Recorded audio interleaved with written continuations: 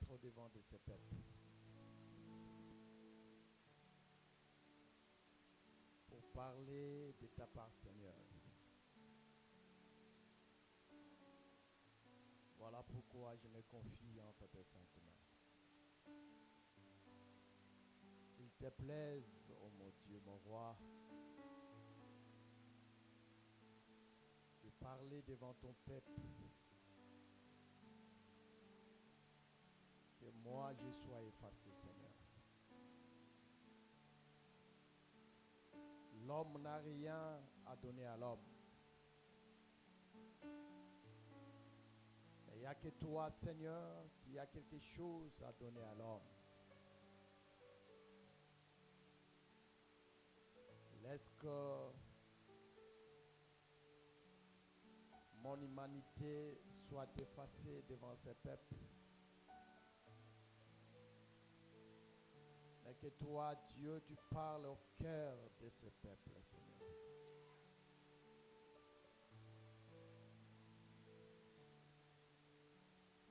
Je me confie entre tes saintes mains. Ce peuple est venu, Seigneur, est écouté.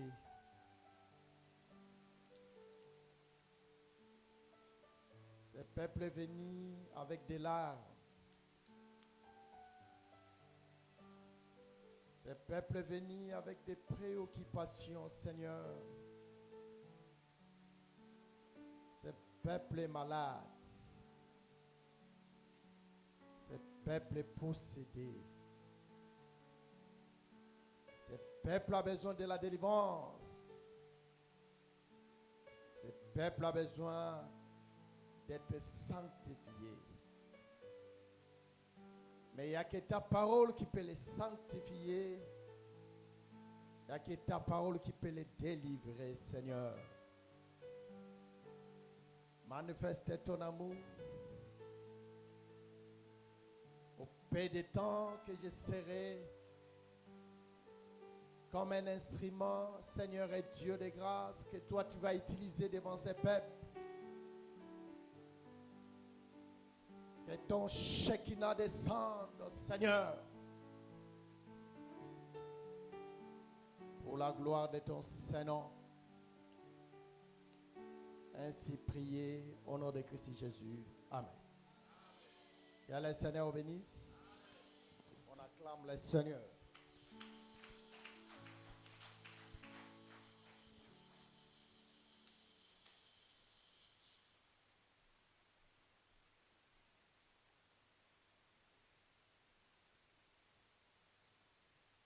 De Pierre, chapitre 2, verset 20.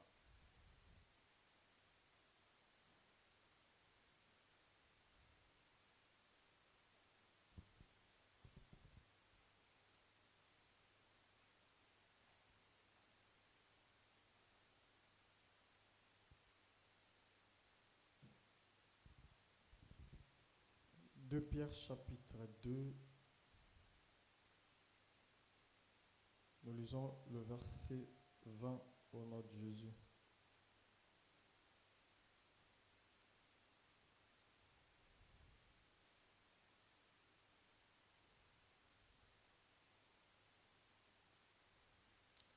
En effet,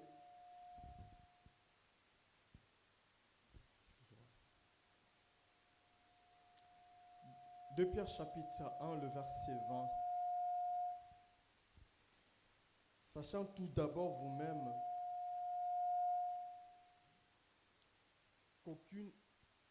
qu'aucune prophétie de l'Écriture ne peut être un objet d'interprétation particulière.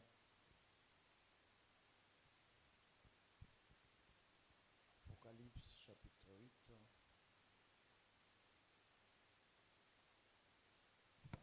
Verset 1er au verset 4e. Apocalypse chapitre 8, du 1er au 4e verset. Quand il ouvrit le 7e sceau, il y eut dans le ciel un silence d'environ une demi-heure. Et j'ai vu les 7 anges qui se tiennent devant Dieu, et 7 trompettes leur furent données. Et un autre ange vint, et il s'étint sur l'autel, ayant un encensoir d'or. On lui donna beaucoup de parfums, afin qu'il les offrit avec les prières de tous les saints, sur l'autel d'or qui est devant le trône. La fumée de parfum monta avec des prières des saints, de la main de l'ange devant Dieu.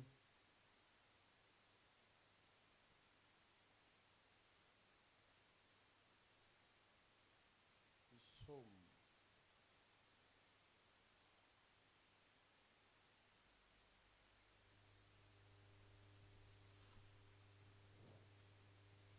83, verset 1er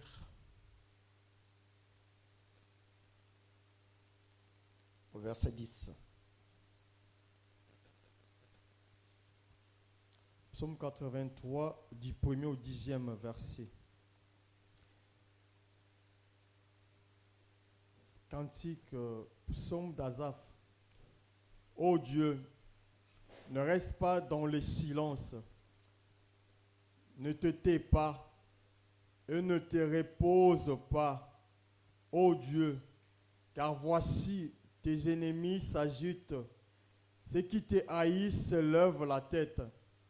Ils forment contre ton peuple des projets pleins de ruses, et ils délibèrent contre ceux que tu protèges. Venez, disent-ils, exterminons-le du milieu des nations, et qu'on ne se souvienne plus du nom d'Israël. Ils se concertent tout de même cœur.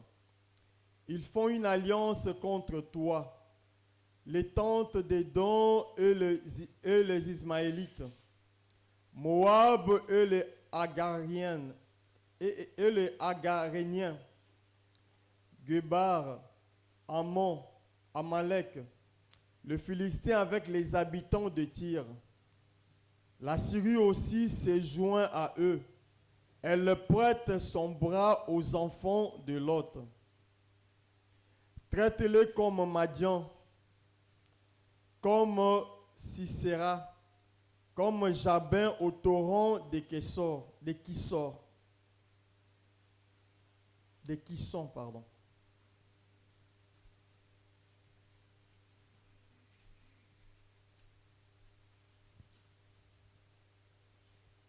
Daniel, chapitre 9.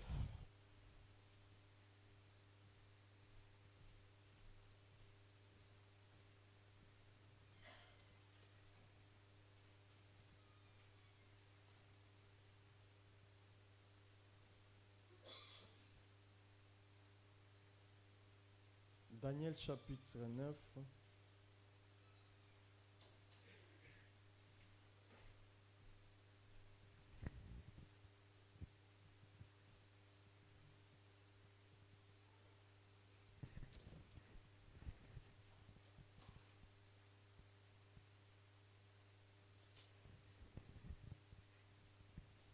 Verset 27.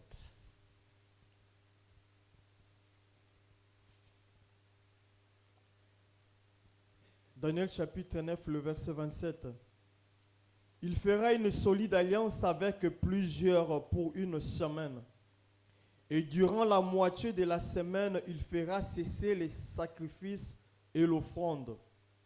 Le dévastateur commettra les choses les plus abominables, jusqu'à ce que la ruine et ce qui a été résolu fondent sur les dévastateurs. Que le Seigneur ajoute l'explication à la lecture de la parole. Amen.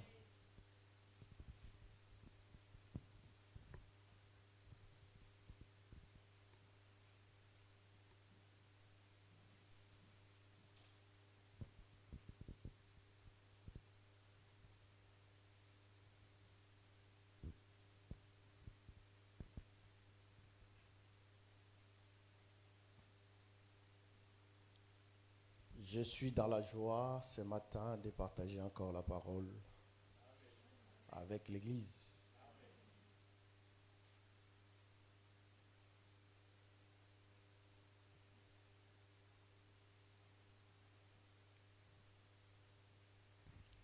Et je loue aussi votre persévérance.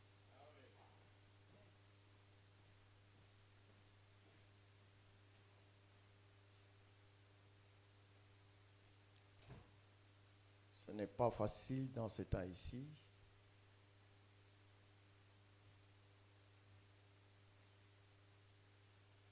Que vous manifestiez la volonté, les ailes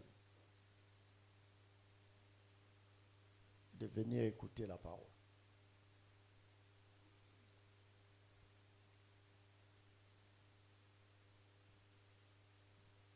Ça montre que vous aimez le Seigneur.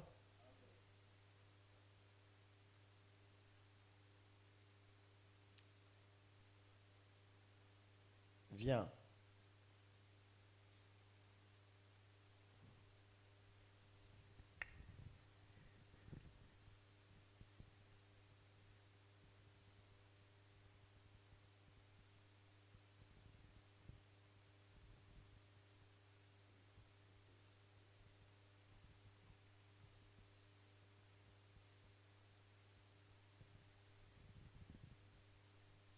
Vous allez nous excuser parce qu'il y a d'autres personnes qui appellent par mon numéro.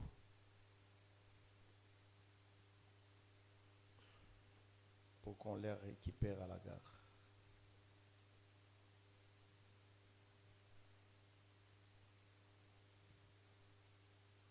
Que le Seigneur bénisse.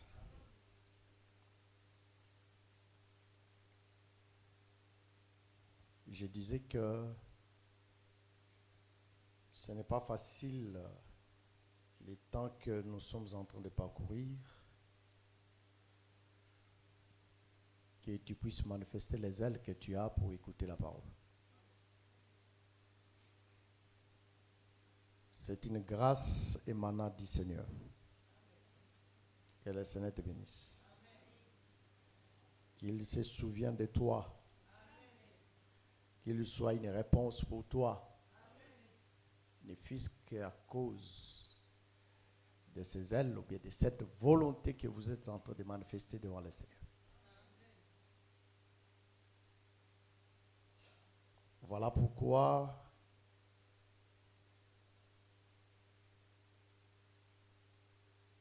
ma prière est que la volonté que tu es en train de manifester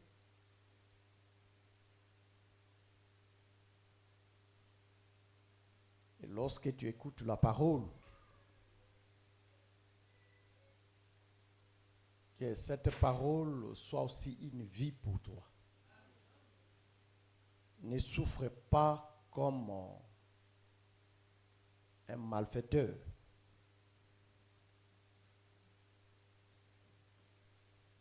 Qui est venu tenter d'entrer dans une maison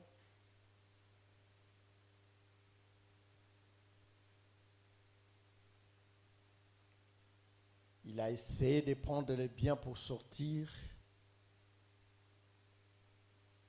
Il raconte la police qui lui prend, il récupère les biens et il est incarcéré dans une prison. C'est-à-dire qu'il n'a rien fait. Toi, ne souffre pas comme cela. Ça, c'est une illustration que j'ai donnée, tout simplement, à la manière des hommes pour que vous puissiez comprendre. Et même aussi le frère Pierre souligne cette même pensée, bien que lui parlait ça dans un autre angle, mais il a dit qu'il ne faut pas souffrir aussi comme un malfaiteur.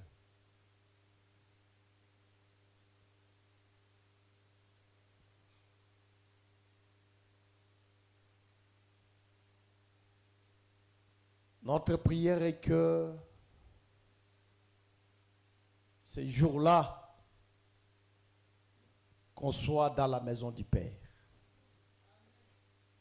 Quand le Seigneur reviendra, tu sois parmi les enlevés.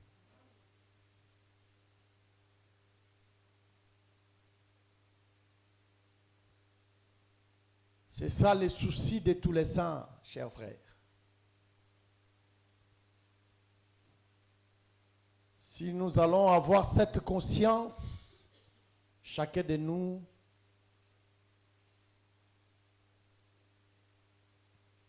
manifestera la vie de la parole.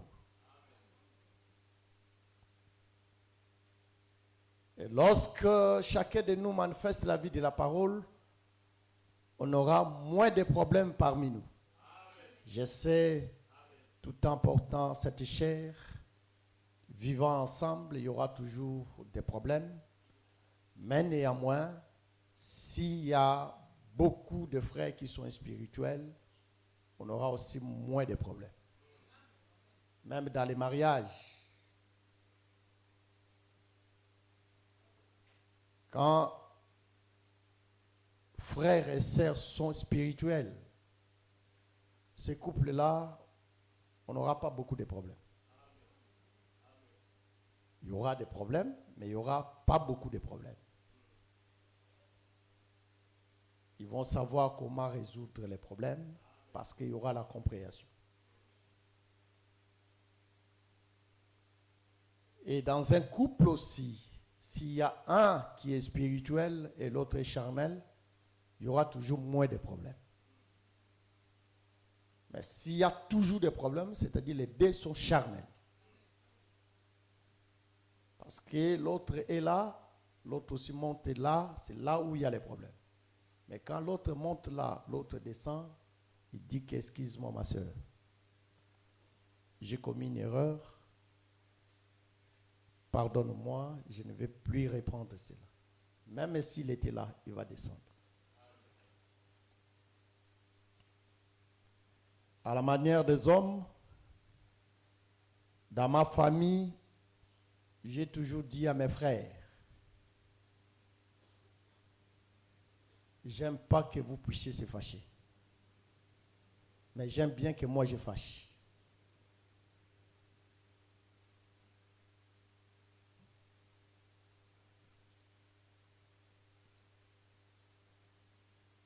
Mon frère que moi je touche de près, c'est aussi un pasteur. Mais je lui ai toujours dit que j'aime bien que moi je fâche que vous fâchez.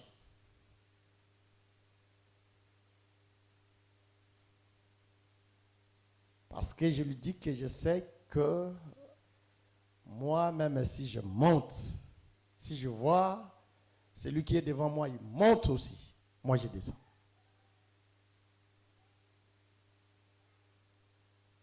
Voilà pourquoi je n'aime pas que vous fâchiez. Parce que ça mène toujours des problèmes. Quel est le Seigneur bénisse? Non, je disais que si on a des frères et sœurs qui sont spirituels, on n'aura pas beaucoup de problèmes. Un frère affranchi, il sait reconnaître sa faute. Il sait présenter ses excuses. Il sait demander pardon. Et le pardon éteint le fait. Même si le feu s'allumait, à cause du pardon, le feu va descendre. C'est ça, réellement. Voilà pourquoi nous avons besoin de ces frères-là. Un frère qui sait demander pardon à sa femme. Ça, c'est un frère. Ne sois pas comme les autres. Je dois montrer que je suis l'homme.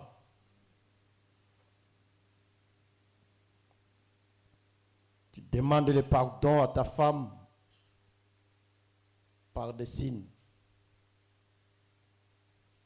Comme tu as besoin de demander le pardon à ta femme, tu sors, tu achètes les soutiens, tu lui amènes. Bon, qu'elle sache déjà que j'ai déjà demandé pardon. Ce n'est pas de cette manière-là qu'on demande pardon. Sois clair devant ta femme quand tu fais le mal. Tu dis à ta femme, chérie, pardonne-moi. D'ailleurs, toi, tu n'appelles même pas ta femme chérie. Tu n'as jamais appelé ta femme chérie. Mais vous faites toujours des enfants. C'est ça.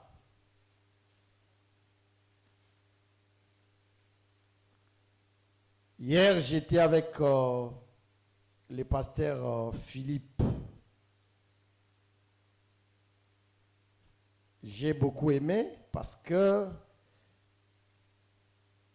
il m'a dit que, mon frère, même si nous prions, surtout nous, les Africains,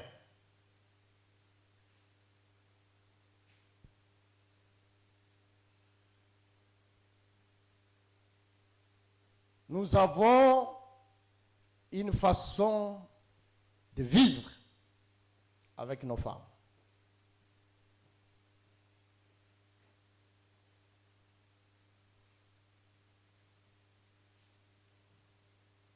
Mais dis mon frère,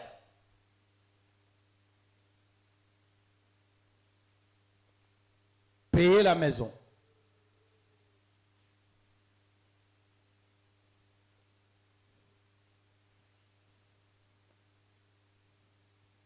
nourrir la maison,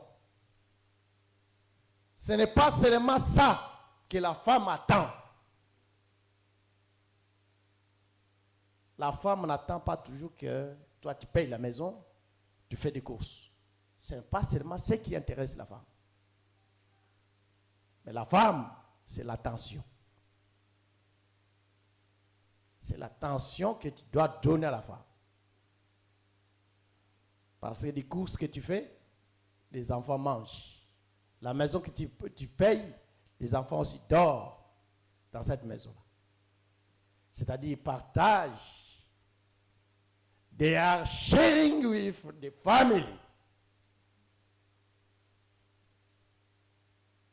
Maintenant, la part de la femme a besoin de l'attention. Que le Seigneur bénisse. Non, je veux aussi que le Seigneur donne son attention chez moi comme sa femme. Si je suis la femme du Seigneur, il faut que le Seigneur donne aussi son attention dans ma personne. Il ne me laissera pas quand j'ai un problème.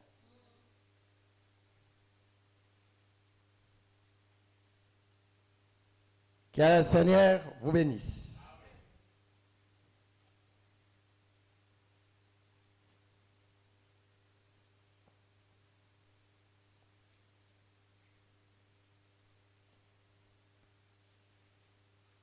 Nous avons lu Apocalypse chapitre 8.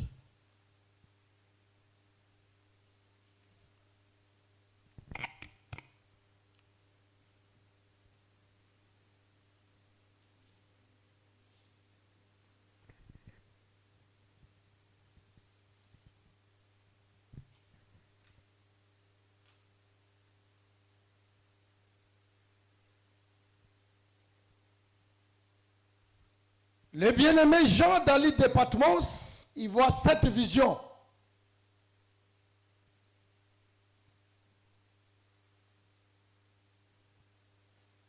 Quand il ouvrit le 7e sceau,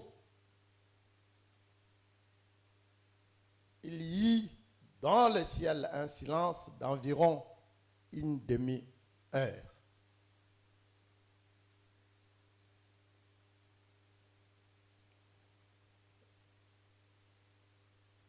Nous avons déjà commencé à introduire la pensée depuis le dimanche dernier.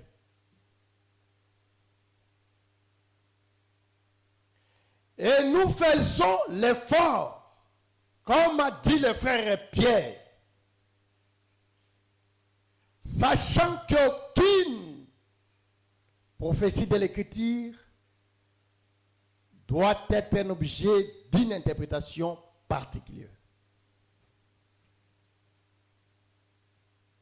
Et nous voulons que le Seigneur nous accompagne. Que la philosophie humaine n'entre pas dans cette pensée. C'est ça les souhaits.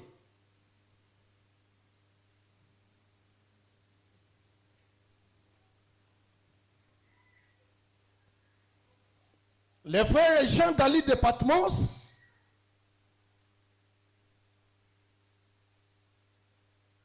il a vu comment on lui avait présenté le livre.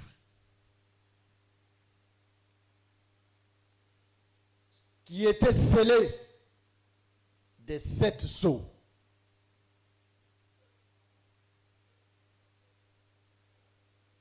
Mais il n'avait pas vu celui qui était capable d'ouvrir les livres.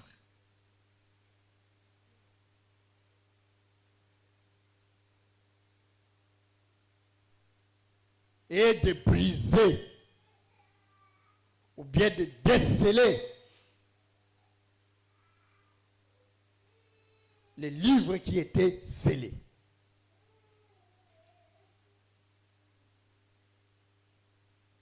Il a commencé à pleurer.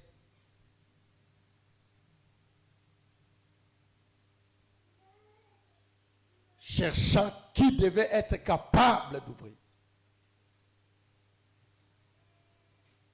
Dieu merci parce que Dieu a manifesté son amour.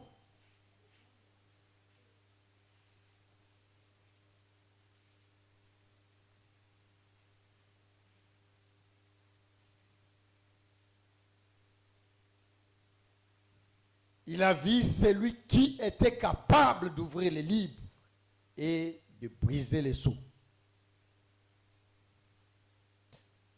Il y a eu l'ouverture du premier sceau. Deuxième, troisième, quatrième, cinquième et sixième.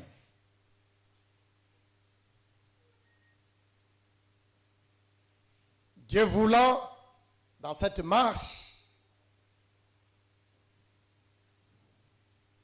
comme je touche l'ouverture du septième sceau, ça va m'attirer au sixième.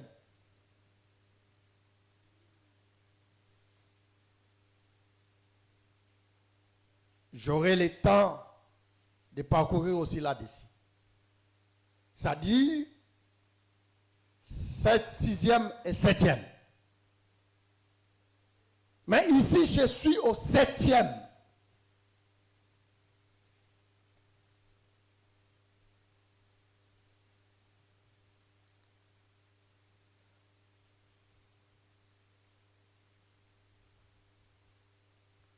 Mais le frère, il voit que quand on ouvre le 7e sceau, il y a eu un silence. Le silence qui n'a pas vu au premier sceau, deuxième, troisième, quatrième, jusqu'au 6e. Mais au 7e sceau, quand on ouvre le 7e sceau, il voit qu'il y a un silence dans le ciel. D'une demi-heure.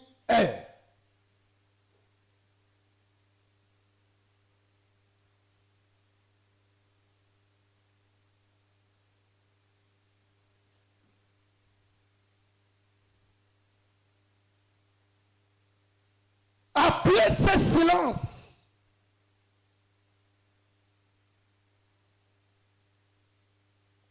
c'est par là qu'il y aura la suite des anges qui vont commencer à sonner des trompettes. Et il y aura aussi 7 anges qui vont sonner cette trompette.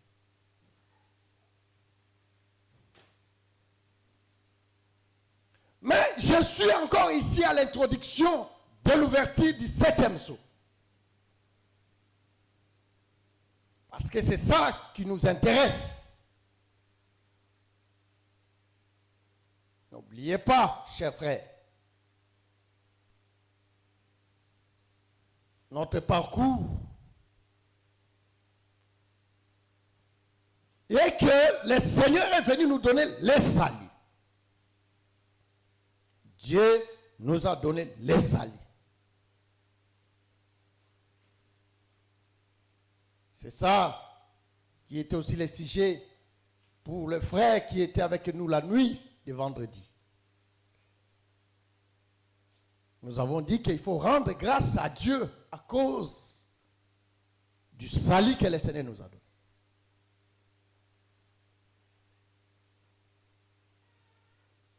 À cause de ce que Dieu a accompli. Qu'est-ce que Dieu a accompli sur la croix de Golgotha? Parce que nous avons démontré que le sommet d'action de grâce, c'est la croix de Golgotha. Dieu nous a donné les saluts. Mais Dieu qui nous donne le salut,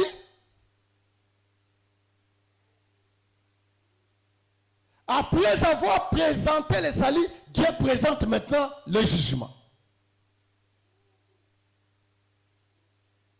Et je t'avais déjà prévenu pour te montrer que les jugements dont il est question, que le Seigneur présente, en réalité, Dieu n'a pas besoin que toi tu sois jugé. Parce que les jugements, ce n'est pas pour toi. Mais seulement, c'est pour les désobéissants, ceux qui désobéissent à la parole. Je suis en train de présenter ça pour te prévenir. Ce n'est pas quelque chose de bien à souhaiter, à tomber au jugement du Seigneur.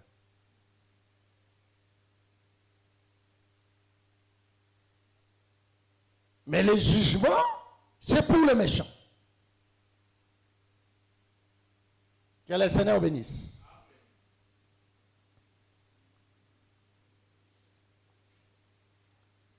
Suivez-moi bien, chers frères. Je vais finir mon introduction aujourd'hui pour que le Seigneur nous aide les jours qui restent, que je commence à marcher, à montrer comment le jugement va tomber.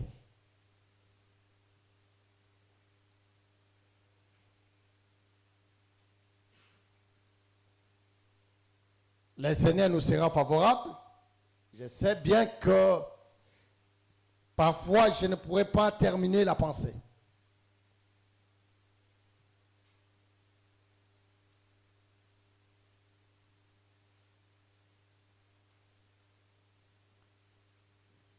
Mais remarquez, chers frères, quand il ouvrit le 7e sceau, il y eut dans le ciel un silence d'environ une demi-heure. C'est là que nous sommes en train de voir pourquoi ce silence.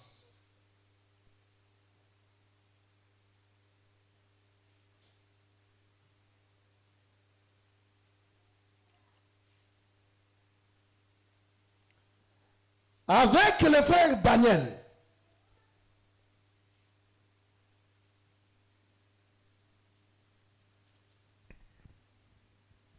que nous avons lu, Daniel chapitre 9, verset 27. Si le frère peut répondre à l'écriture.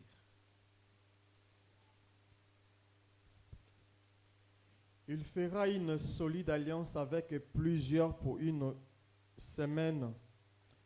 Et durant la moitié de la semaine, il fera cesser les sacrifices et l'offrande. Le dévastateur commettra les choses les plus abominables, jusqu'à ce que la ruine et ce qui a été résolu fondent sur le dévastateur.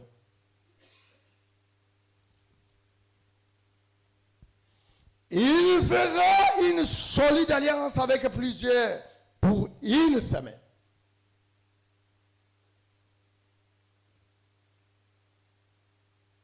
C'est qu'il y a une semaine qui lui a été donnée.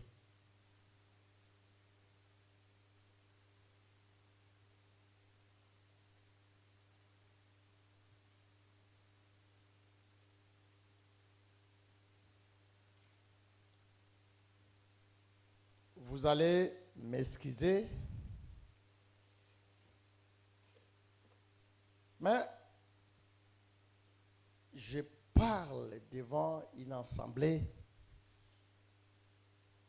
qu'on a déjà enseignée.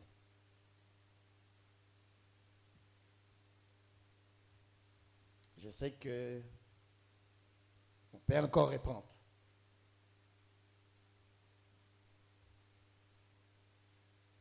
Mais on court, un peu derrière les temps. C'est-à-dire, dans Daniel, chapitre 9,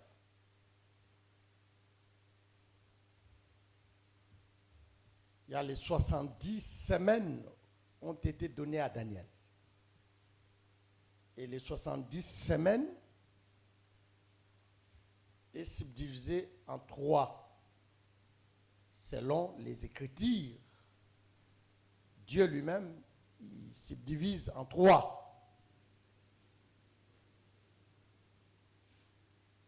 Il y a 7 semaines, il y a 62 semaines, et il y a une semaine pour faire 70 semaines. C'est comme ça que j'ai demandé, j'ai présenté les esquisses à l'Assemblée. Parfois, il y a les autres qui peuvent nous écouter pour la première fois. Bien d'écouter ces choses pour la première fois. Mais, lorsque moi, je suis en train d'expliquer l'ouverture du 7e sceau, c'est-à-dire je suis dans la dernière semaine de Daniel. C'est-à-dire une semaine.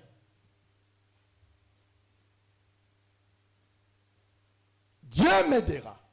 Parce que je vais expliquer Daniel chapitre 9.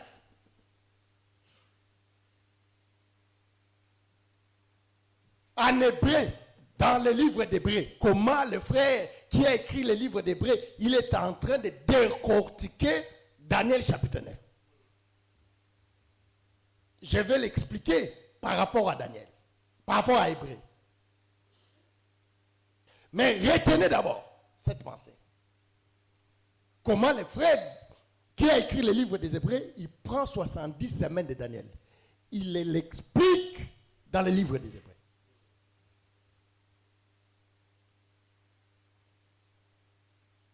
Mais il dit que dans une semaine qui est restée, le Seigneur prend la dernière semaine. Il donne ça au diable. Bien, il donne à l'antichrist.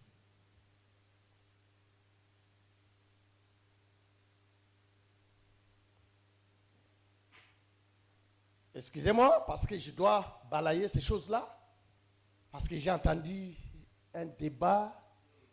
Les frères font un débat inutile. Ils disent que dans la Bible, il n'y a aucune écriture dans la Bible qu'on a écrit antichrist.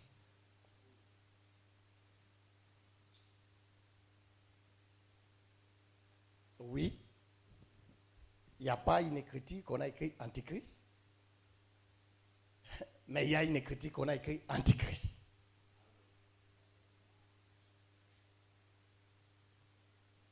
Ça, ce sont de faux débats.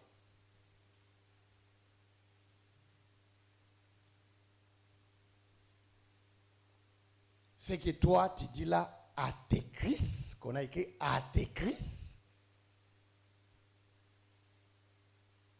Ce n'est pas différent de ce que toi tu penses là.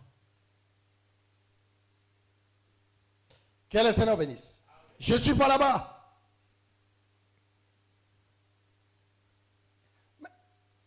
On prend une semaine, on donne aux dévastateurs. Bon, j'utilise ce langage-là. Dévastateur.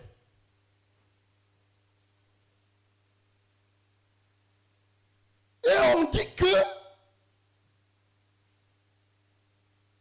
le dévastateur fera son alliance pendant une semaine.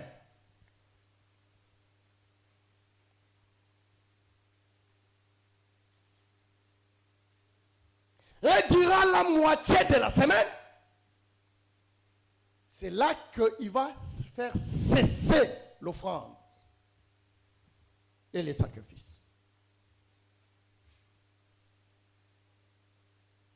C'est-à-dire, il y a une semaine.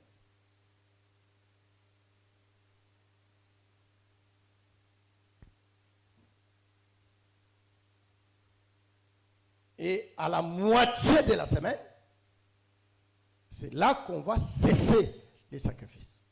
Mais les une semaine est donnée aux dévastateurs.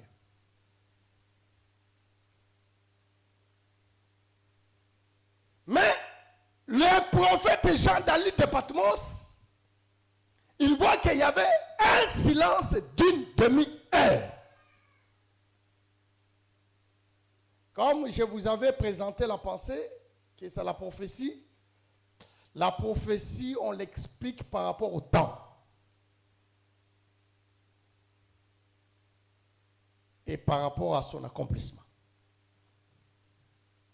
Voilà pourquoi je suis en train de faire un effort de présenter quand est-ce qu'il y a cette ouverture, quand est-ce qu'il y a l'accomplissement de ce silence qu'il y a eu dans le ciel, ou bien au ciel.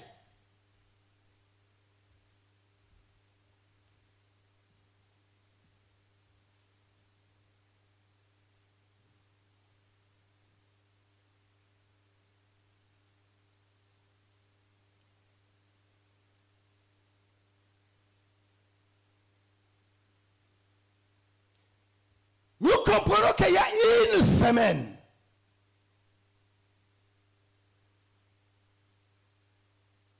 Et les une semaine est subdivisée en deux.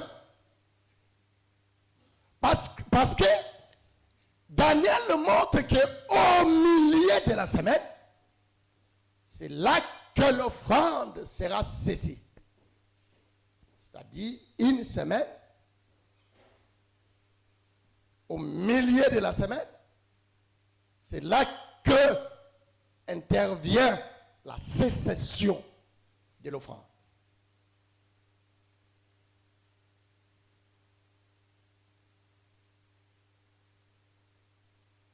C'est que pour dire que,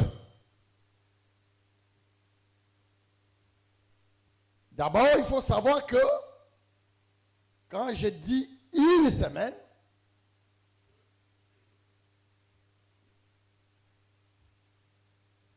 c'est une semaine qui est égale à 7 jours. Mais ici, ce sont des semaines d'années. C'est le Nombre chapitre 14. Nombre chapitre 14.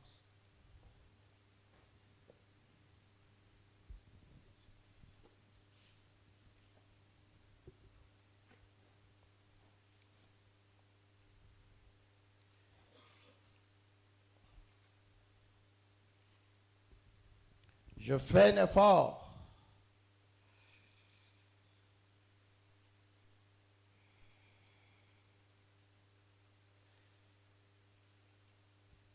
Afin que je vous libère à l'air.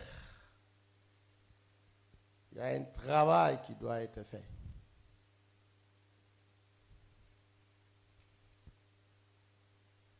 Nombre chapitre 14.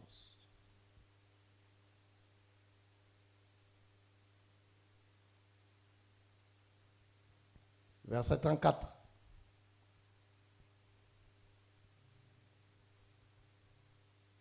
Nombre chapitre 14, le verset 34. De même que vous avez mis 40 jours à explorer le pays, vous porterez la peine de vos iniquités 40 années, une année pour chaque jour, et vous saurez ce que c'est que d'être privé de ma présence. Voyez-vous? Ici, le Seigneur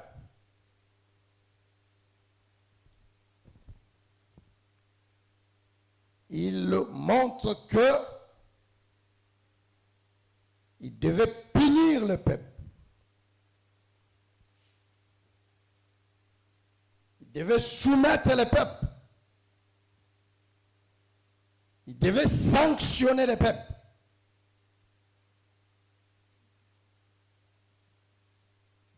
Il dit que vous avez mis 40 jours à explorer le pays. Et de même, vous porterez la peine de vos iniquités 40 ans.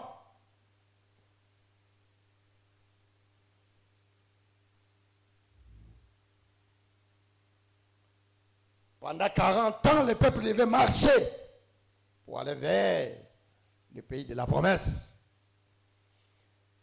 Il dit qu'il n'en est pour chaque jour. Ici, c'est Dieu lui-même. Il prend un jour pour une année. Alors, si c'est une semaine, c'est-à-dire on a 7 ans. Parce qu'un jour égale à une année.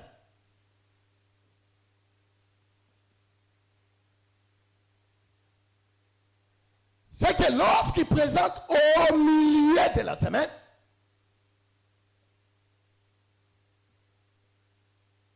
c'est-à-dire c'est 3 ans et demi. Est-ce que je suis avec l'église? C'est-à-dire c'est 3 ans et demi.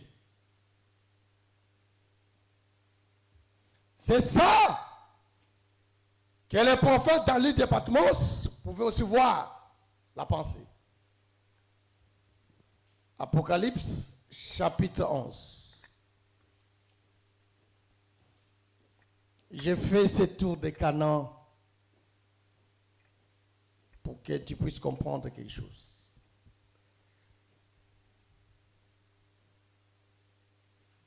Je prépare le chemin pour toi.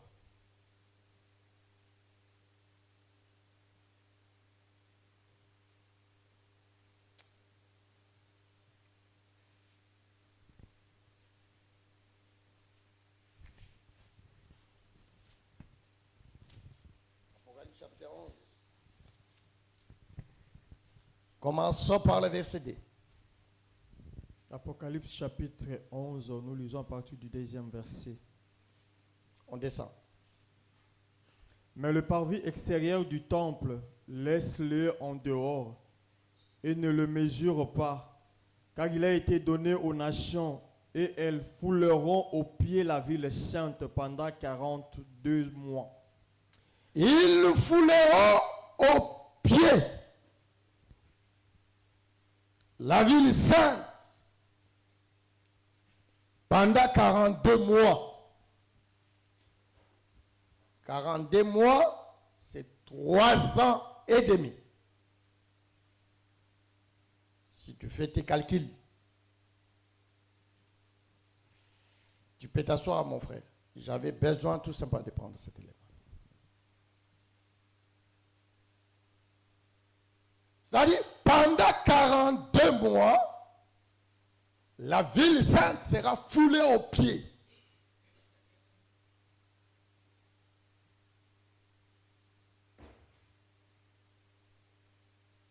Ils fouleront aux pieds la ville sainte pendant 42 mois. C'est-à-dire pendant 3 ans et demi.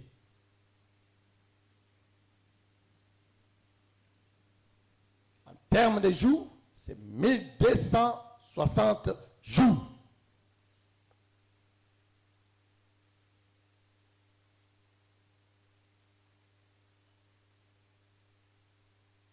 Voyez-vous qu'on a donné une semaine aux dévastateurs. Au milieu de la semaine, le dévastateur mettra fin à l'offrande et au sacrifice,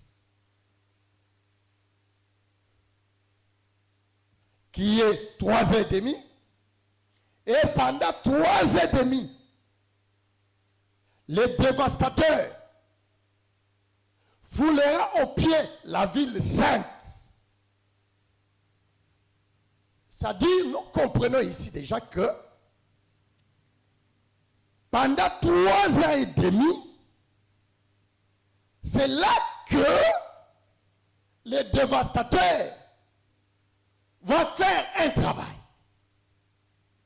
Maintenant, le frère Jean, lui, il voit que quand on a ouvert le 7e sceau, il y eut un silence d'une demi-heure. C'est-à-dire, il y a 1 heure, mais lui, il voit demi-heure. C'est là qu'il y a le silence au ciel. Que le Seigneur vous bénisse.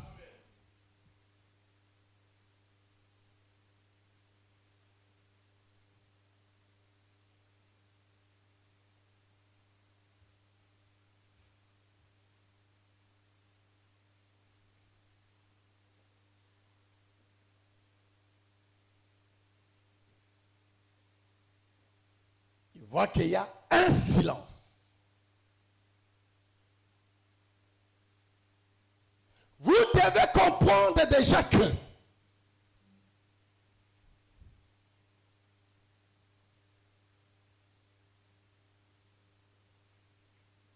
dans l'ouverture du 7e sceau,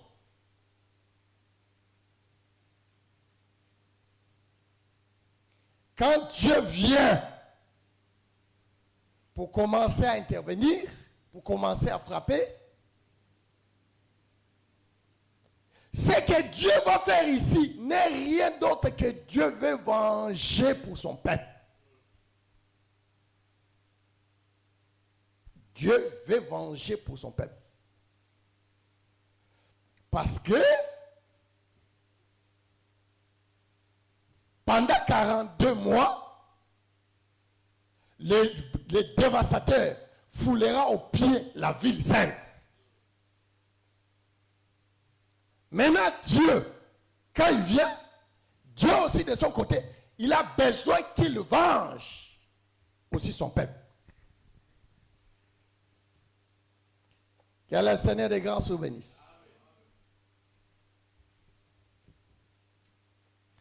Je viendrai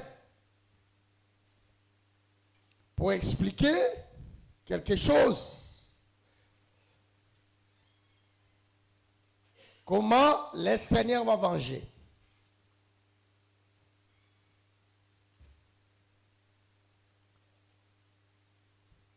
Mais je viens ici dans le livre des psaumes.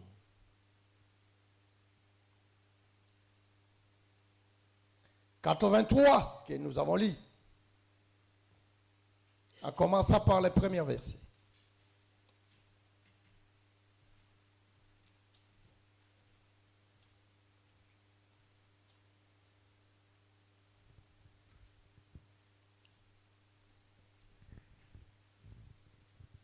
Oh Dieu, ne reste pas dans le silence. Ne te tais pas et ne te repose pas, oh Dieu. Il y a 3 choses. Ne reste pas silence. Ne te tais pas, ne te repose pas. Car voici tes ennemis s'agitent, ceux qui te haïssent lèvent la tête et forment contre ton peuple des projets pleins de ruses.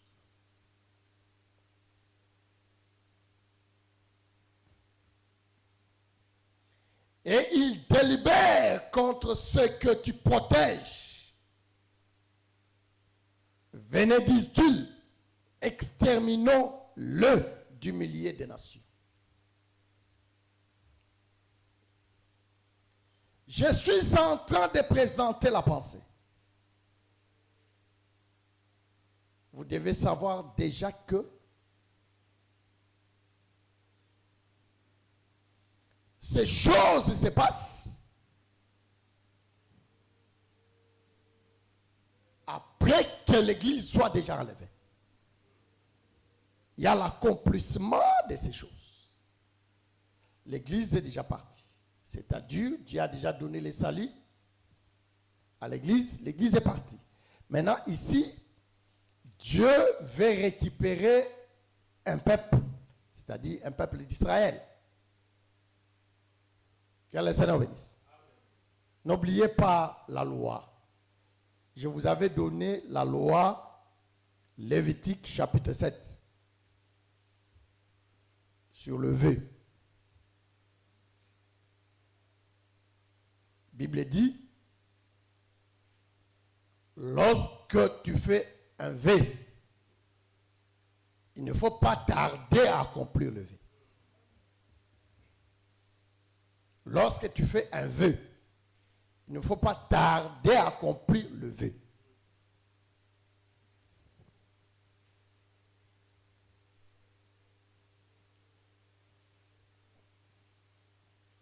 Mais le jour que tu portes, tu accomplis ton vœu, le vœu doit être accompagné avec un sacrifice.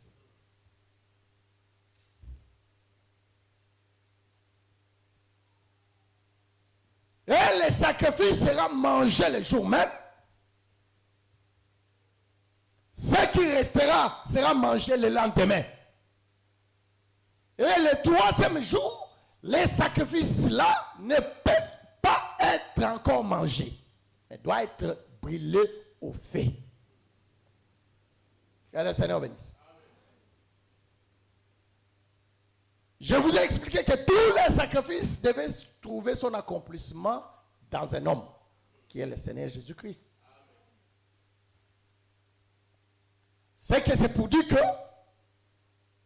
qui avait fait un vœu, d'abord ce n'est pas toi, mais celui qui avait fait le vœu, c'était Dieu lui-même.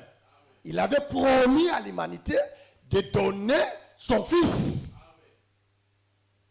Comme il avait fait un vœu à donner son fils à l'humanité, il a accompli cela sur la croix de Golgotha. Il a donné son fils. Mais quand il donnait son fils, il ne pouvait pas accomplir le vœu seulement comme cela, mais il devait accompagner aussi le vœu avec un sacrifice qui devait être mangé aujourd'hui. Et ce qui devait rester devait être mangé le lendemain. Et le troisième jour, ce sacrifice-là devait être consommé au feu. Que le Seigneur bénisse. Quand le Seigneur a accompli le vœu sur la croix de Golgotha, il a donné le Seigneur Jésus-Christ comme étant le vœu. Et il nous donne le sacrifice comme nourriture, qui est la parole, qui est l'enseignement que nous sommes en train de manger aujourd'hui. Lorsque nous allons manger aujourd'hui, ce qui va rester, Israël, il n'a pas un autre enseignement. Seulement le même enseignement que nous écoutons aujourd'hui, c'est ça que Israël mangera demain. Et quand Israël mangera demain, ce qui va rester, la même nourriture, le même enseignement, la même parole deviendra un jugement. C'est-à-dire, il n'y a pas autre chose. C'est la même trompette qui devait sonner pour la fête. C'est la même trompette qui devait sonner pour le départ. Et c'est la même trompette qui devait sonner pour tuer les ennemis. Est-ce que vous me comprenez l'assemblée? C'est très important.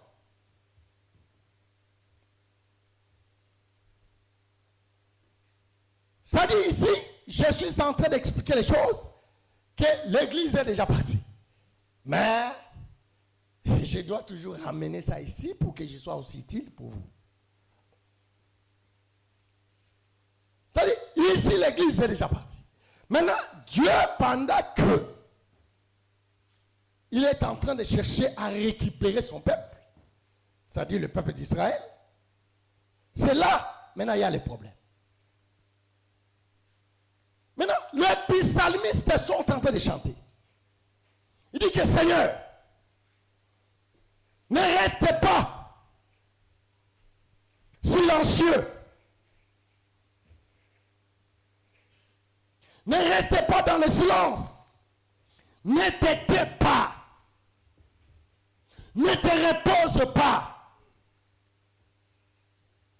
Car voici tes ennemis s'agitent et haïssent. Ceux qui t'haïssent, lèvent la tête et ils forment contre ton peuple des projets pleins de risques. Et ils délibèrent contre ceux que tu protèges. Ils disent, venez, exterminons-le du milieu des nations.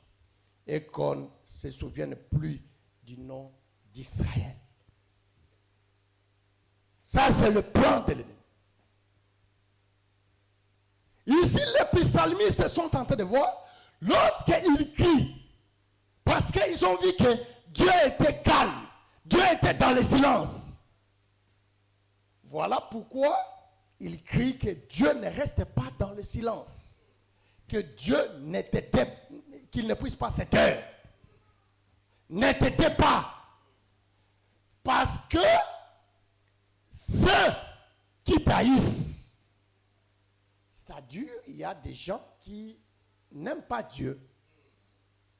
Il y a des gens qui n'aiment pas Dieu. Dieu, on ne voit pas Dieu. Mais il y a des gens qui haïssent Dieu.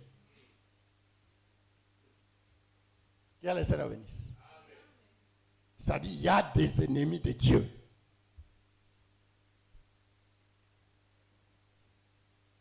Mais tu vas comprendre que Dieu est esprit. Comment toi tu peux haïr Dieu?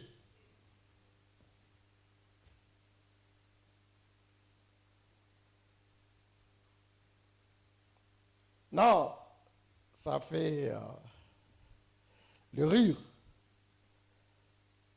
J'ai assisté dans un deuil.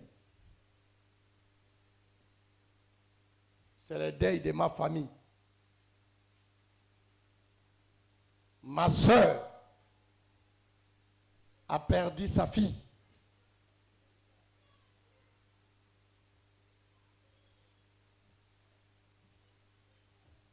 Son unique fille.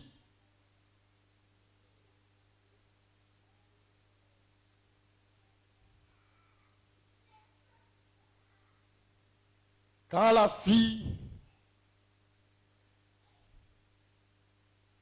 meurt, j'ai assisté dans cette scène et je voyais comment ma sœur pleurait.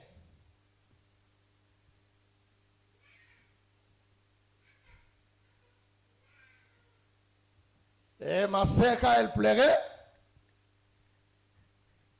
sa haine était contre Dieu.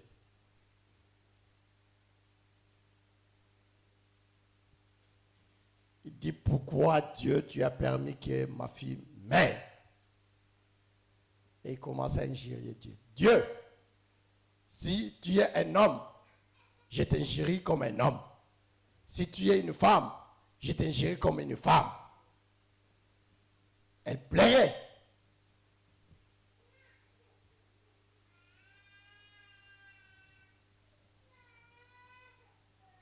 C'est-à-dire, il y a des gens qui ont la haine contre Dieu.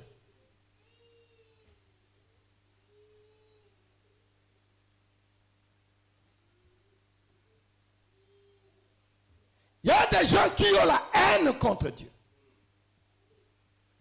Mais avoir la haine contre Dieu, Dieu qui est esprit, en d'autres termes, il explique ça bien.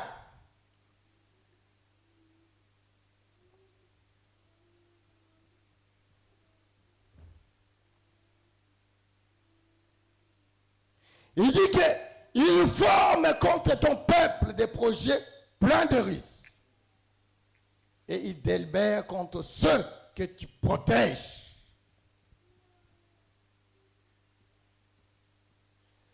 C'est pour dire que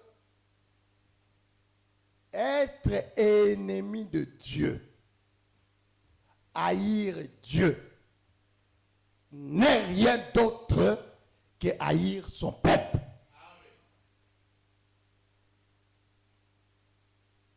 Non, ici je vais t'exhorter, cher frère. Tu dois savoir à chaque fois que tu fais le mal à un enfant de Dieu, tu fais le mal à Dieu. Voilà pourquoi nous vous exhortons. Tu ne peux pas faire le mal à un saint. Non, cher frère.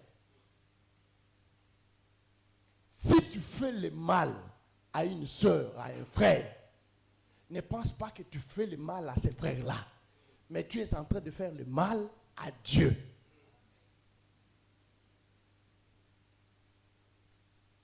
Parce que c'était ça aussi la question qui a été posée à Saoul.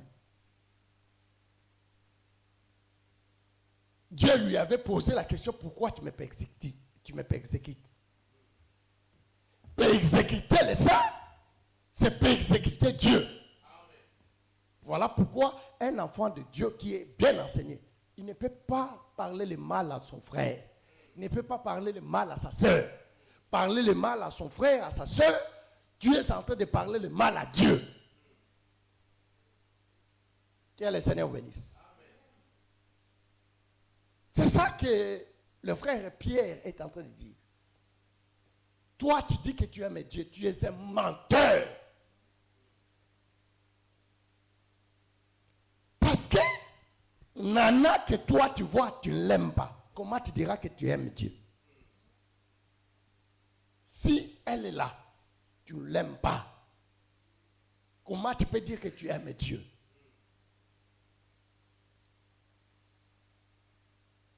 Un frère qui fait le mal à sa soeur, c'est un frère rebelle. C'est un frère qui fait le mal à Dieu. Que le Seigneur des grâces vous bénisse. Ça, c'est la vie de l'Église. L'Église doit connaître ces choses. Et c'est par là que j'aurai la confiance à ces frères qui est à côté de moi. Parce que je sais bien que ces frères, comme ils aiment Dieu, c'est-à-dire il m'aime aussi. Comme il ne peut pas faire Dieu le mal, c'est-à-dire il ne peut pas aussi me faire du mal. Que le Seigneur des grâces vous bénisse. Mais aujourd'hui, le frère commence à avoir peur entre eux. Le frère.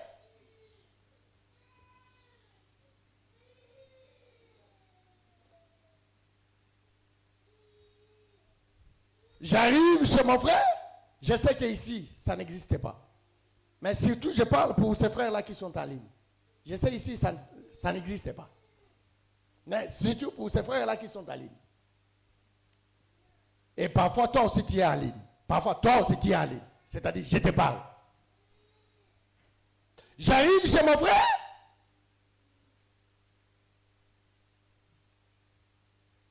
Mon frère me présente un verre d'eau.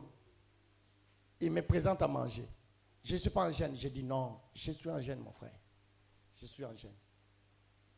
Mais je ne suis pas en jeûne. Tu sais, je suis en train d'avoir peur. Je ne suis pas en jeûne, mais je mens. Je suis en jeûne. Parce que je n'ai pas confiance à ses frères. Ça, ce sont les choses qui se passent là-bas, en ligne. En ligne. Pas ici, mais en ligne. Toi aussi, tu es en ligne.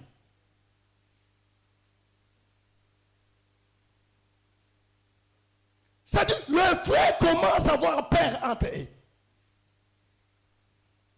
C'est grave encore.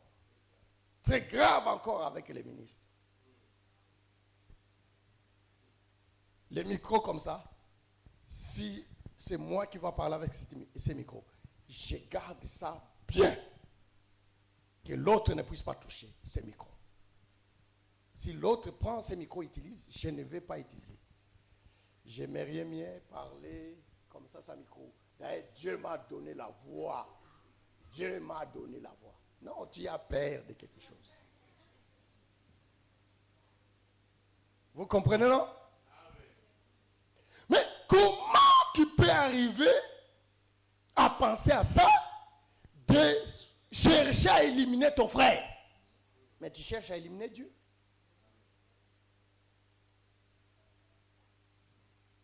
Que le Seigneur vous bénisse. Que le Seigneur vous bénisse. Regardez, chers frères.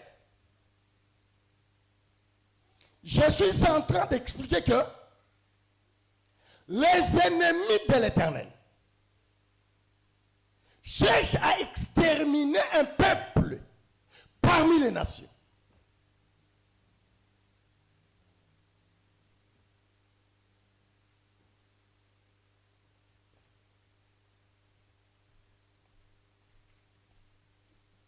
Ils forment contre ton peuple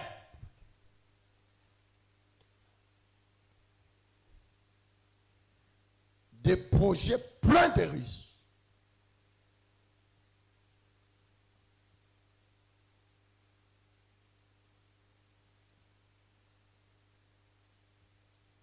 Regardez ce qui était dans l'ombre.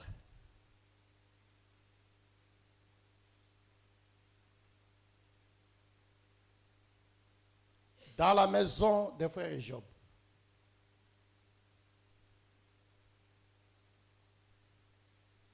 Quand Job a commencé à être frappé, on n'a pas commencé à frapper Job directement.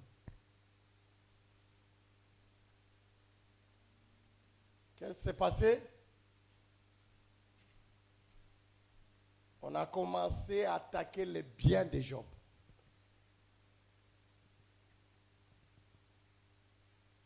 Je prends et les enfants sont des biens de Job.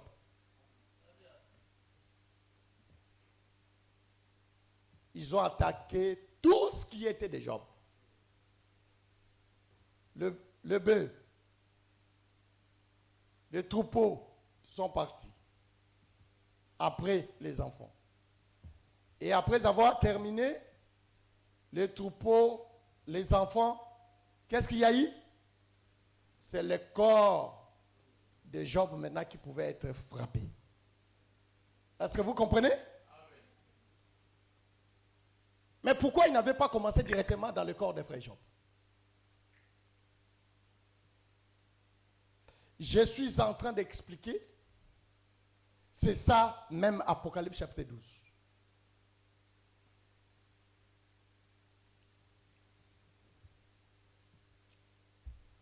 Que le Seigneur bénisse.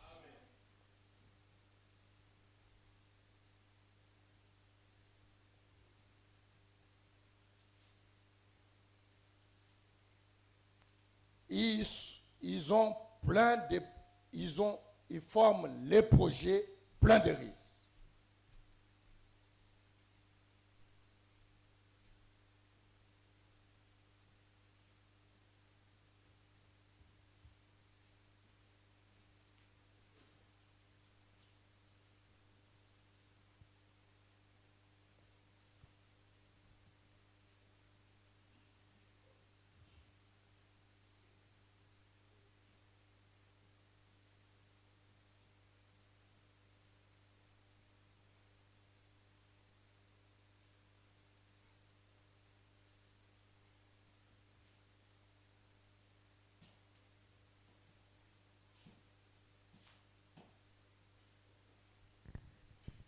Apocalypse chapitre 12.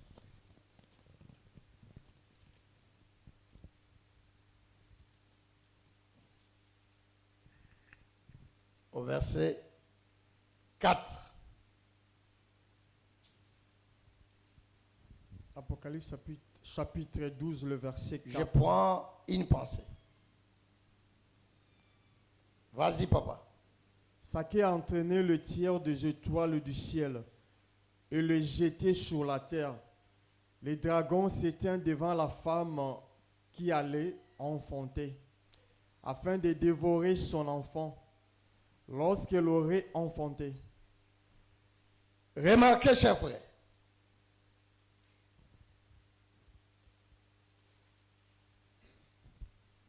C'est toujours le frère Jean d'Ali de Patmos.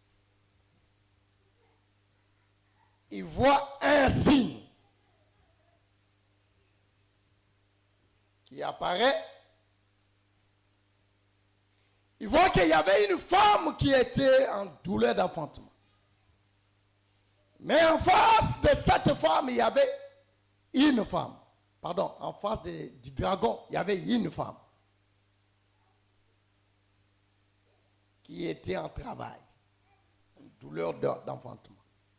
Mais les dragons qui étaient devant la femme,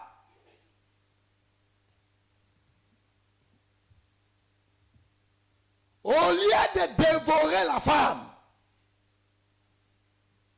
lui, il attendait tout simplement quand la femme va enfanter son enfant.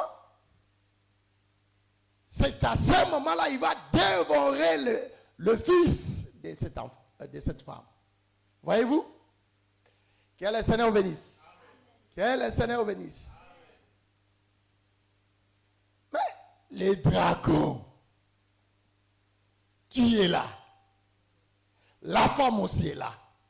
Mais tu peux dévorer la femme. Mais le problème des dragons, ce n'était pas la femme, mais c'était l'enfant qui devait sortir de la femme. Que le Seigneur bénisse. Que le Seigneur bénisse. Je suis en train d'expliquer que ici les psalmistes sont en train de chanter que Dieu ne reste pas calme. Dieu ne t'aide pas, ne te repose pas, parce que ceux qui taillissent lèvent la tête. Ils forment des projets pleins de ruses, cherchant à éliminer ton peuple parmi les nations. Voyez-vous? C'est ça aussi la pensée. Le dragon est là. Il ne touche pas la femme. Je vais te dire, ma soeur, mon frère, tous les combats que toi tu as,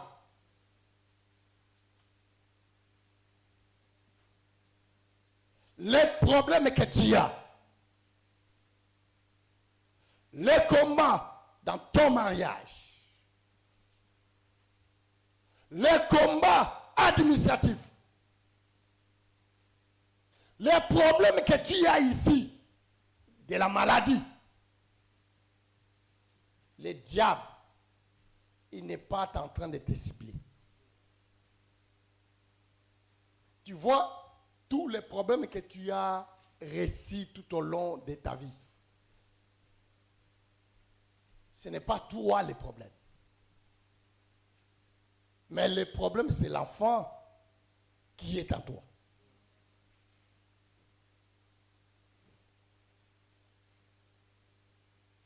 Mais toi, tu penses que les difficultés que tu as, c'est parce qu'on a besoin d'étouffer la foi qui est en toi. C'est ça le Fils. La foi qui est en toi, c'est ça qui est le cible. En fait, qu'on étouffe cela. Parce que quand tu n'es pas bien, même ta foi chrétienne bouge aussi.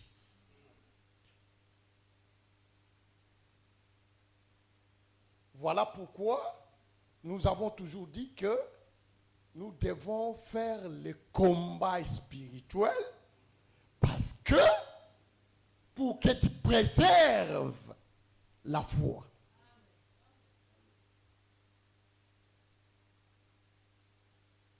Il ne faut pas minimiser la main de Dieu. Parce que si tu minimises la main de Dieu, c'est le problème de la foi qui est en jeu aussi. Je vis des sœurs qui ne mettaient pas au monde.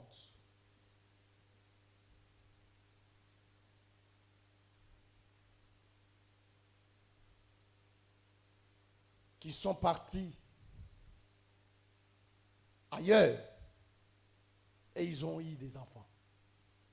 Et pour ne plus prier, pour rester là-bas. C'est ça le mécanisme de l'ennemi. Il cherche, il amène la maladie, il amène des problèmes pour que tu puisses sortir dans la voie, dans la route royale.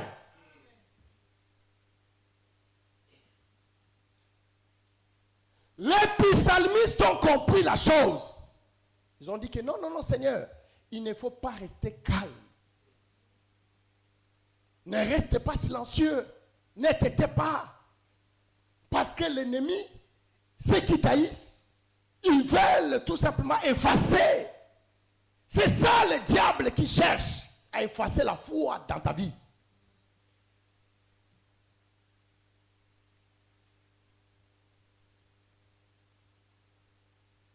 Tu es une jolie femme, mais il n'y a pas le mariage.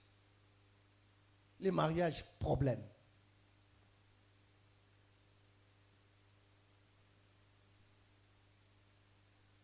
Il y a des choses qui se passent. Hein?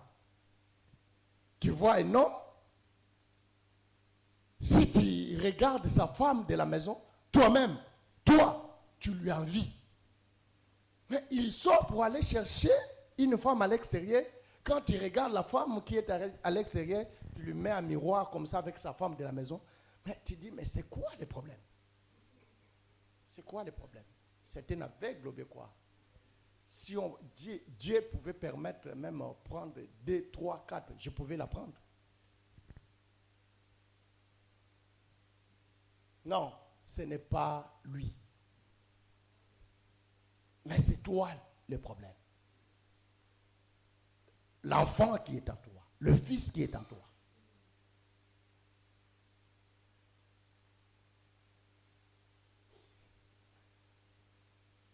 Que le Seigneur de grâce vous bénisse. Amen.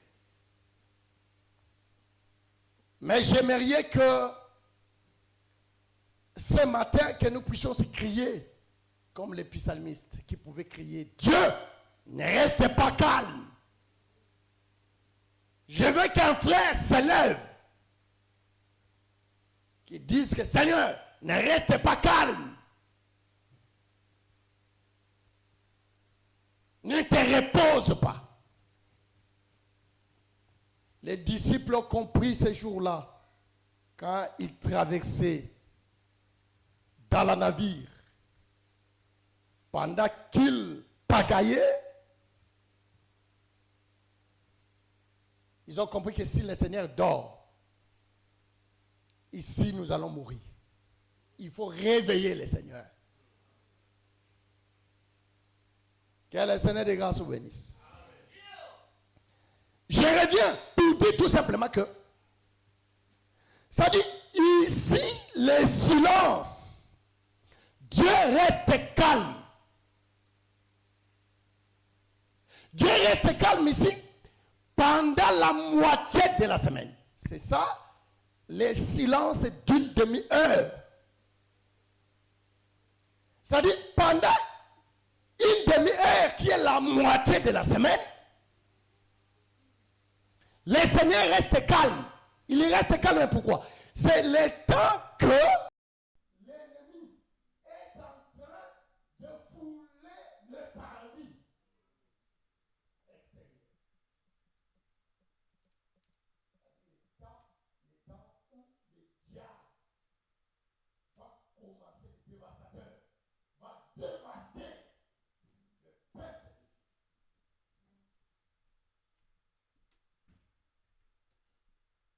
Dieu va laisser le temps à l'ennemi de faire. Que le Seigneur vous bénisse. Que le Seigneur vous bénisse. Les gens posent la question, ils disent, est-ce que Dieu ne voit pas tout ce qui se passe? Oui, Dieu voit. Mais c'est Dieu qui a voulu qu'il fasse aussi cela. C'est le temps que Dieu a laissé à l'ennemi de faire. C'est ce qui sera dans une semaine qui restera. C'est-à-dire, Dieu permettra que dans 3 ans et demi, dans le deuxième 3 ans, dans la deuxième partie de 3 ans, que l'ennemi fasse, que le dévastateur fasse les choses les plus abominables. Et Dieu va rester calme. Il va lui laisser faire ce qu'il a besoin de faire. Il va tuer. Que le Seigneur vous bénisse. Parce que Dieu, il est fidèle. Comme c'est lui-même qui a donné le pouvoir au diable, il a besoin que le diable puisse exercer son pouvoir. Je vous dirais qu'aujourd'hui, le diable n'exerce pas librement son pouvoir. Mais il y aura le temps que le diable utilisera librement son pouvoir. Parce qu'aujourd'hui, il agit, mais dans le mystère. C'est-à-dire, quand il agit dans le mystère, le frère Paul explique, il agit dans le mystère. Pourquoi? Parce que Dieu ne lui a pas donné le plein pouvoir de s'exercer. Dieu lui empêche. Il y a un plomb, il y a une masse de plomb qui lui empêche encore. Mais il y aura un temps qui viendra. Ça sera un temps terrible. Oh, cher frère, je t'exhorte de ne pas vouloir vivre cela. Je t'exhorte de ne pas vivre ce temps-là. Le Seigneur nous a donné l'opportunité aujourd'hui de mettre en parole, de mettre en œuvre la parole que nous écoutons, afin que ces jours-là nous échappent. Que le Seigneur bénisse. Accomplissons la parole. Marchons dans l'intégrité de la parole. Parce qu'il y a un temps viendra que le Seigneur restera calme. Nous devons marcher dans la vie de la parole. Nous devons craindre Dieu. Est-ce que je me fais écouter à l'église? Il y a un temps qui viendra. C'est un temps terrible.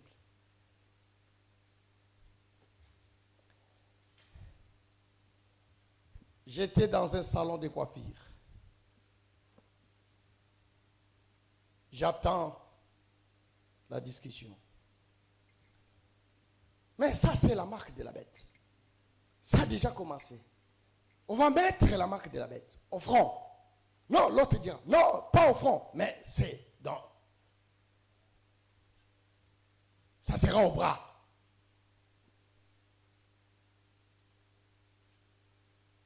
Mais la marque de la bête a déjà commencé. Vous ne voyez pas aujourd'hui? On le contrôle. Même ton argent dans la banque, tu ne peux pas prendre ça. On te pose la question. Tu veux prendre 1000 euros. Pourquoi? Mais c'est ton argent. C'est la marque de la bête. On nous contrôle.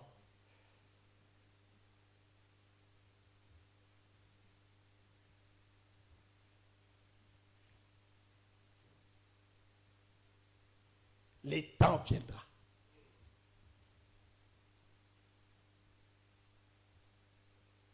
Ici, ce sont des préparatifs tout simplement. Ce sont tout simplement des préparatifs. Mais il y aura un temps qui viendra. Chers frères, nous devons craindre Dieu.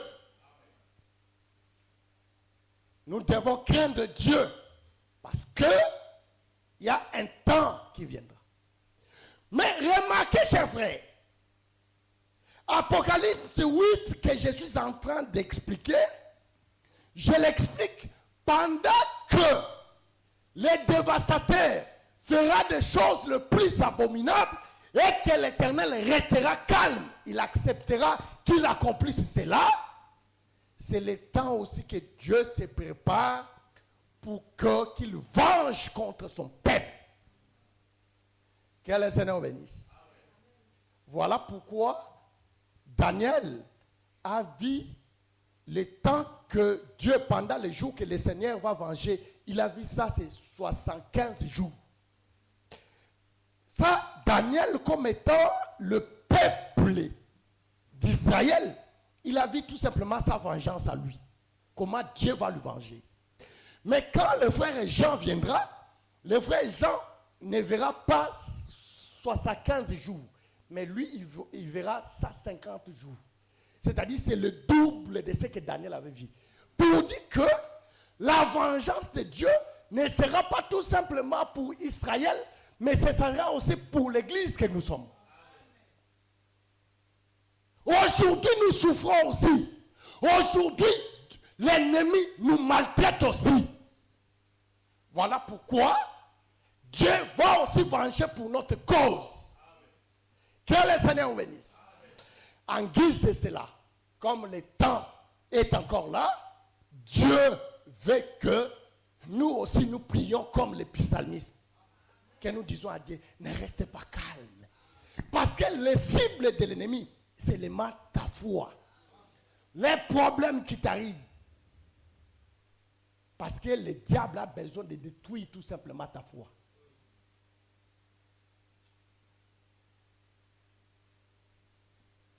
Que le Seigneur me préserve.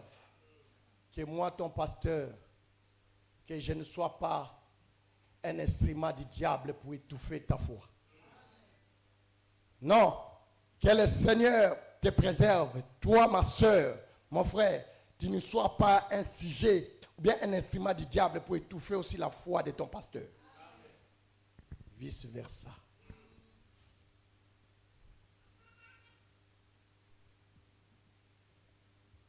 Que le Seigneur vous bénisse. Amen.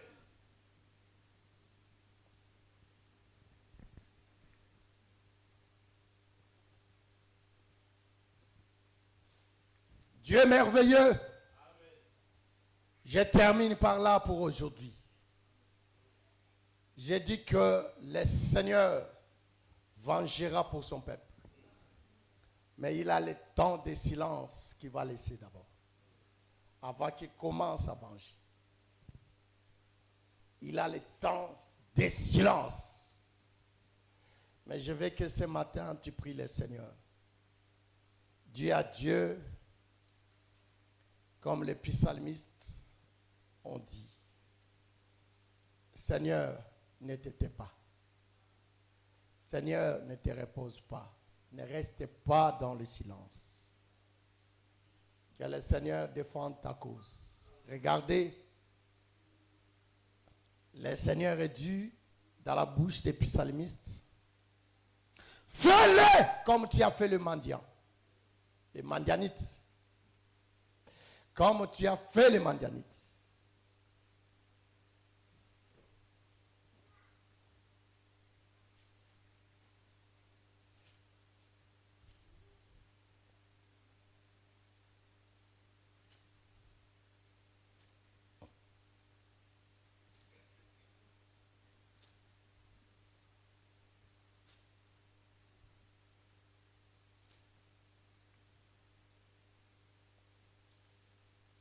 Je termine pour dire ceci.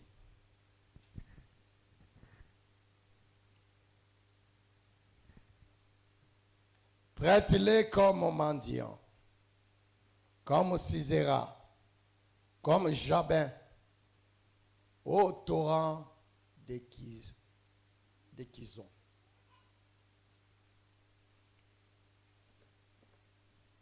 Que le Seigneur de grâce vous bénisse. Traite-le comme tu as traité le mendianite. Voyez-vous? C'est-à-dire, les psalmistes, lorsqu'ils chantaient,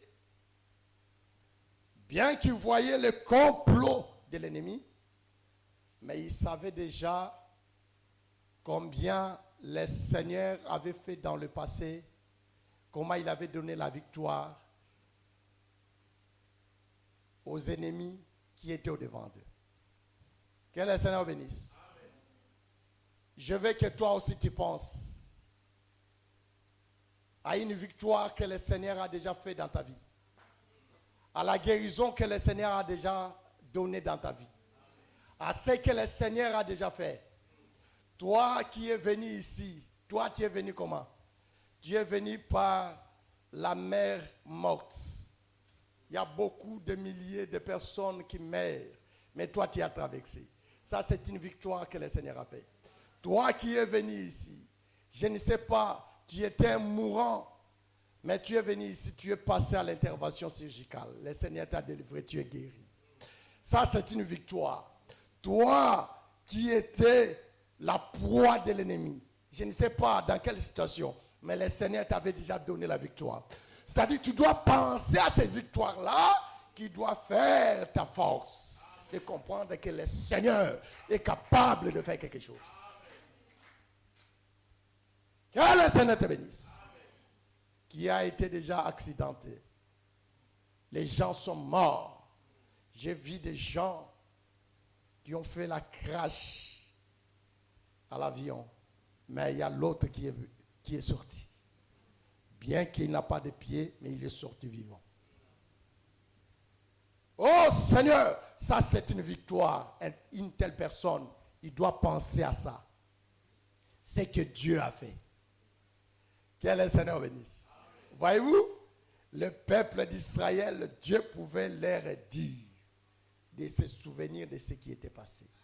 Dans la mer Rouge, comment le peuple pouvait traverser. Ça, c'était une victoire qui ne pouvait pas laisser le peuple d'Israël comme cela. Israël pouvait voir la victoire que Dieu lui a donnée. Qu'est-ce que Dieu t'a déjà fait? Que cela soit aussi un soubassement pour toi.